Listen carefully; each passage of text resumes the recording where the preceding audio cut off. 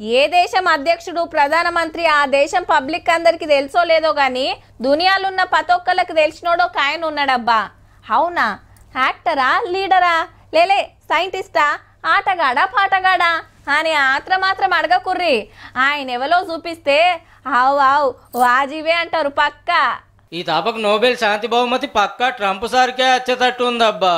అవు మరి యుద్ధాలు పుట్టనిస్తలేడు, పుట్టినే ఆపిస్తున్నాడు. తుపాకులు దించాలే, కాల్పులు ఆపాలనే గొప్ప సందేశం ఇస్తాడు కొత్తగా రష్యాకు ఉక్రెయిన్ కు. రెండు దేశాల నడుమ 2-3 ఏళ్లకెళ్లి యుద్ధం నడుస్తుంది కదా, ఎవ్వరు తగ్గుతలేరు, తగ్గ ఫరుంది. గిసొంటి వాళ్ళ అమెరికా అధ్యక్షుడు నడుమిట్లకు వచ్చి శాంతి చర్చలకు ఒప్పించిండు.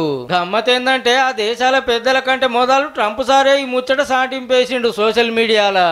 మరి చర్చలు ఎప్పుడో ఏమైతుందో గాని మొన్న మనకు పాకిస్తాన్ కు యుద్ధం తప్పదని అనుకున్న వాళ్ళ సప్పులు లేని బాంబు లెక్క శాంతి చర్చలకు ఒప్పించిండు రెండు దేశాలను. పెద్దన్న చెప్పుడే ఆలస్యం, బార్డర్ లో బాంబుల మూత బంద్ అయింది, మిలిటరీ ఆఫీసర్ల ఫోన్లు మాట్లాడు షురు అయింది.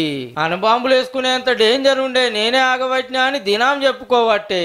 గమ్మతేందంటే అంతటా శాంతి శాంతి అంటున్న పెద్ద మనిషి సొంత దేశంలో అశాంతి పుట్టించినట్టే ఉంది. ఆ రూల్స్ ఈ రూల్స్ అని బయట దేశాలలో నెల్లగొట్టుడు, పౌరసత్వానికి కొత్త కండిషన్లు పెట్టుడు, పన్నులు దంచుడుతోటి ధర్నాలు నిరసనలు కాబట్టే.